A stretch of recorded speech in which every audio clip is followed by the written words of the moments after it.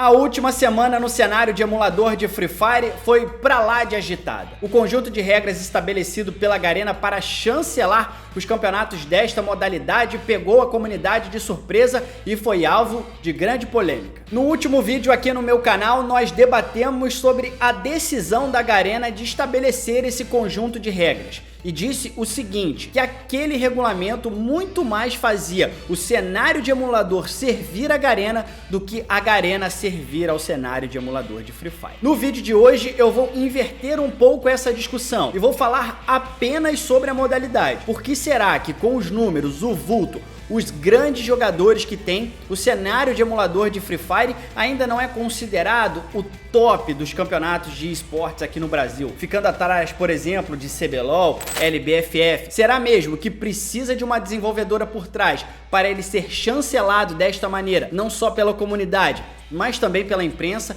E por que a discussão esportiva está em segundo plano no cenário de emulador de Free Fire? Nós vamos agora recortar, destrinchar e debater este cenário que tem tudo para se transformar no maior fenômeno de esportes aqui no Brasil. Em audiência já pode até ser, mas ainda falta outros detalhes muito importantes que eu vou te contar agora.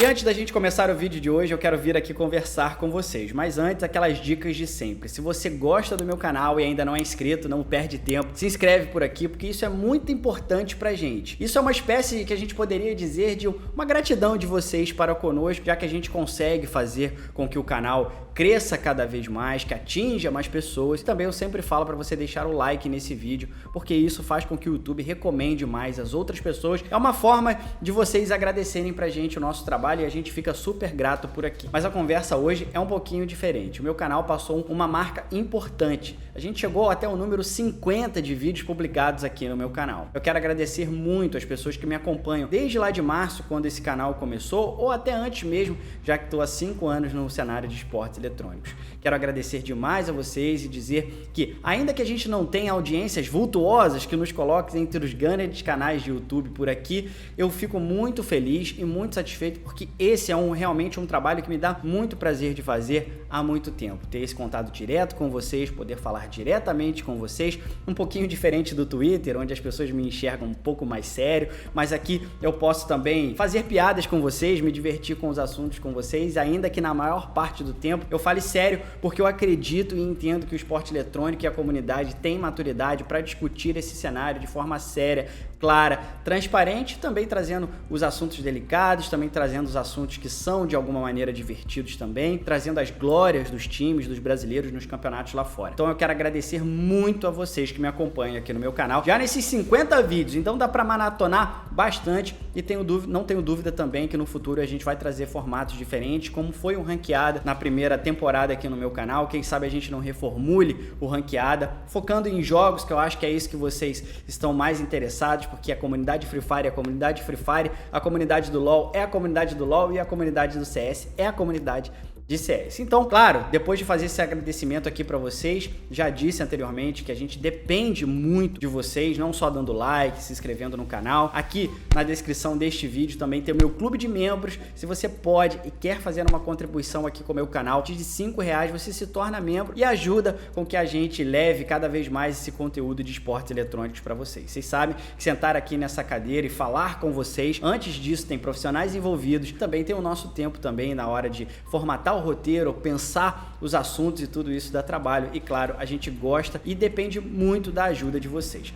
Feito esse disclaimerzinho que foi um pouquinho longo, mas claro, para agradecer muito vocês, vamos discutir agora o cenário de emulador de Free Fire. Os números vultuosos, mas por que isso não se traduz na prática como o maior cenário de esportes eletrônicos aqui no Brasil? Eu tenho alguns indícios e quero ver se você concorda comigo. Antes de mais nada, para quem não conhece o cenário de emulador de Free Fire, é importante a gente começar essa discussão dizendo o seguinte: este cenário nasceu, cresceu e se desenvolveu apenas com a comunidade. A Garena tem o seu campeonato mobile, que é a LBFF, e o emulador de Free Fire cresceu ali, como a gente pode dizer, de forma orgânica entre a comunidade. E os torneios foram a mesma coisa. Eles foram crescendo em número de audiência ao longo do tempo e empresários foram percebendo que ali tinha um contexto esportivo também para ser explorado. Num primeiro momento, a Garena se colocou contra esse tipo de cenário, proibindo inclusive, e isso continua até hoje, de que as equipes utilizem o mesmo nome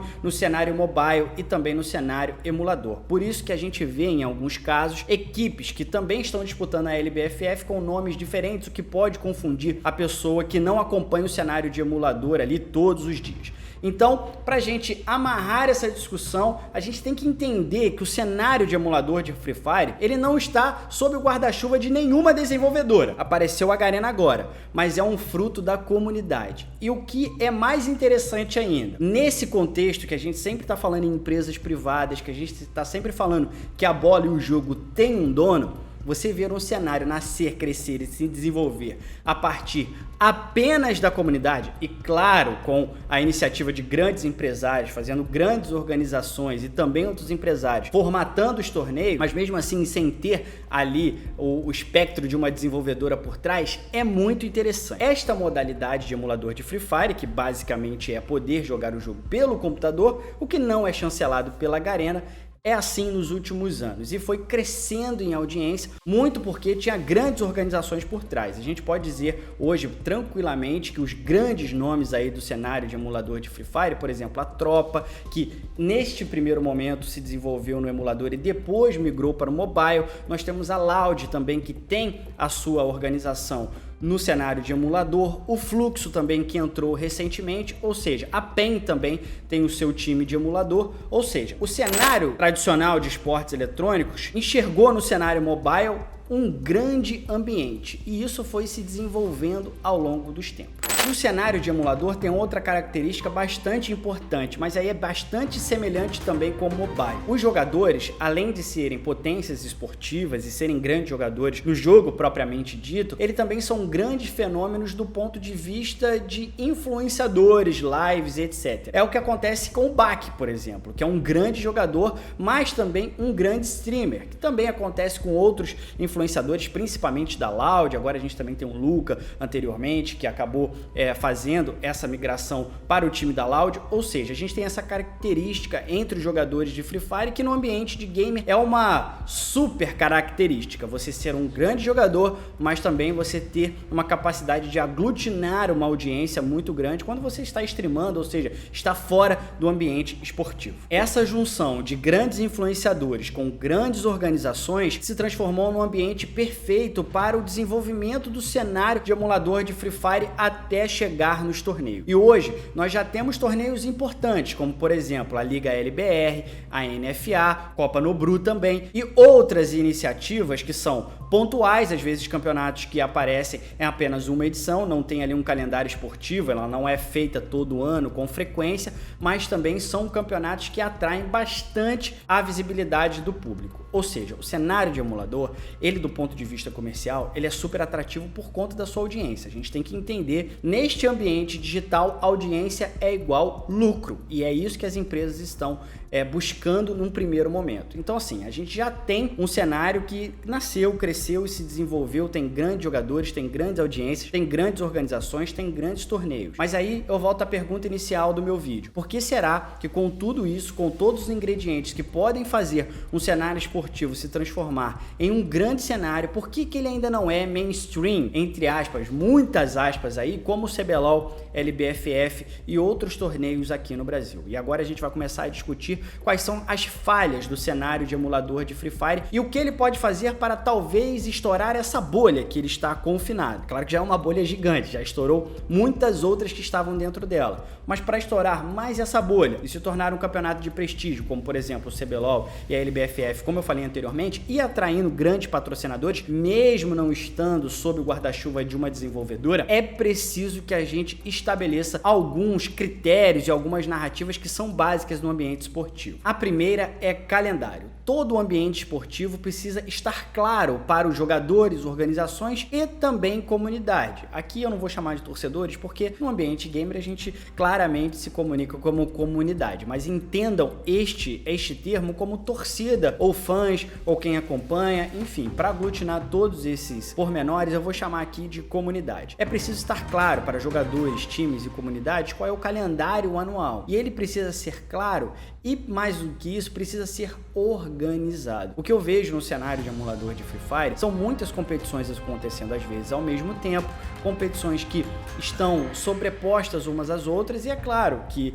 além do torcedor e a comunidade ter que escolher um time para torcer, ele precisa também escolher o campeonato que ele vai acompanhar. Muito porque essas organizações também escolhem os campeonatos que vão participar a partir do seu interesse econômico. E aí há um outro problema também. Quando a gente não tem uma desenvolvedora chancelando, organizando o cenário, você não tem exatamente claro qual é a principal competição. E aí eu entro aqui no ponto chamado narrativa esportiva. Antes da gente começar a discutir isso e emular ele para o cenário de emulador, com perdão do trocadilho, vamos dar uma olhada nos esportes tradicionais. O futebol, ele tem uma narrativa esportiva em que os clubes eles começam o ano tentando chegar nas competições internacionais ao fim do ano. E para isso você precisa ganhar as competições nacionais. Um exemplo, vou dar um exemplo, por exemplo, das seleções.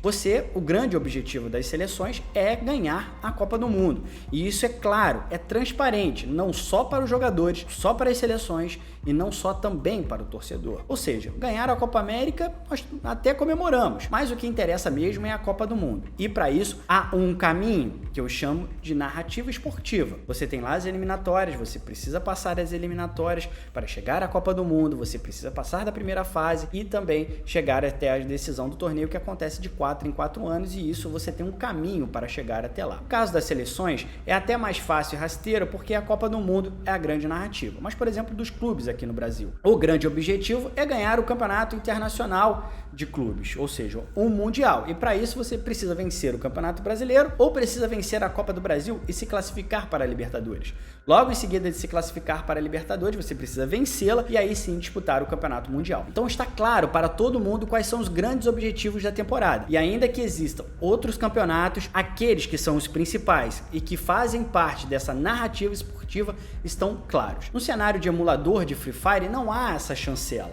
Ainda que a Liga NFA seja o grande baluarte dos campeonatos de emulador de Free Fire, essa é uma construção meramente da comunidade e, claro, dos clubes que ali estão disputando a competição.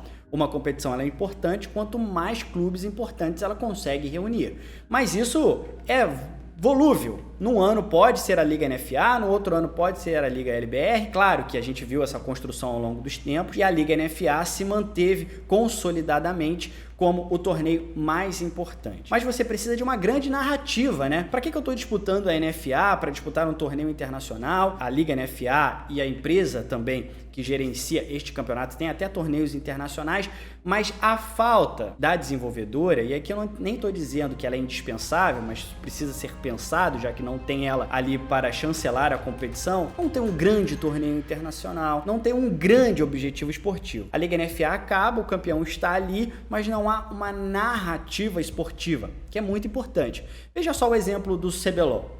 Você disputa os torneios nacionais para chegar até os torneios internacionais. Você tem o primeiro split que você vai disputar o MSI e o segundo split que é mais visado para disputar o Worlds, que é o grande mundial. Ou seja, há uma narrativa esportiva. Todos os jogadores de LoL aqui no Brasil sonham com melhores campanhas no mundial. Esta narrativa esportiva está bem estabelecida. Mas por que será que o cenário de emulador não consegue estabelecer esta narrativa esportiva e quais são os desafios? O que precisa ser feito para que esta narrativa seja criada e seja clara para todo mundo que está neste cenário? Aqui entra o que há de mais desafiador no cenário de emulador de Free Fire, que é fazer os empresários se entenderem. Se a Garena não vai chancelar esse campeonato, não vai ter a sua própria competição, é importante que os empresários desta área se reúnam para estabelecer algum calendário minimamente viável, organizado e claro para a comunidade, sem que as competições fiquem sobrepostas e mais,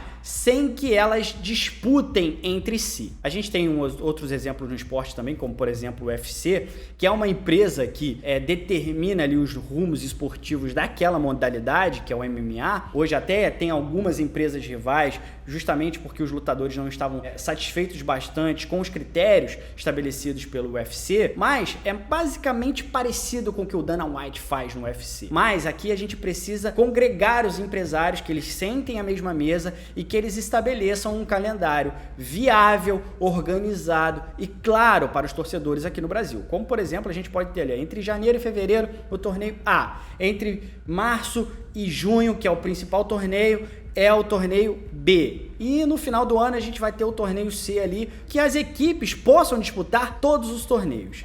E é claro que a gente precisa fazer um grande campeonato, talvez que congregue todas essas ligas, quem sabe, que eles sentem à mesa e façam o grande campeonato ao final do ano, sei lá, que pode reunir os campeões e vice, ou que possam até estabelecer campanhas internacionais, torneios internacionais, para que esteja claro que um torneio, que um objetivo é mais importante para esse tipo de cenário. É complicado, é difícil fazer com que todos os empresários sentem à mesa e é principalmente importante que esteja claro o seguinte: a gente ainda está falando de um cenário esportivo. Ainda que a questão comercial seja fundamental, não existe nenhum campeonato que não consiga pagar as suas contas, a gente está esquecendo do ambiente esportivo e focando apenas no cenário comercial. Vou explicar por quê. Como a gente tem muitos torneios e cada um desses torneios é liderado por um empresário diferente, a gente tem interesses diferentes e cada um desses torneios tem os seus patrocinadores, os seus interesses, a hora que quer transmitir, o dia que quer transmitir, a hora que quer exibir esse campeonato, quando ele será organizado. E é claro que fazer esses interesses confluírem é muito problemático e difícil. E mais importante do que isso, esses empresários precisam entender que a questão comercial ela é importante,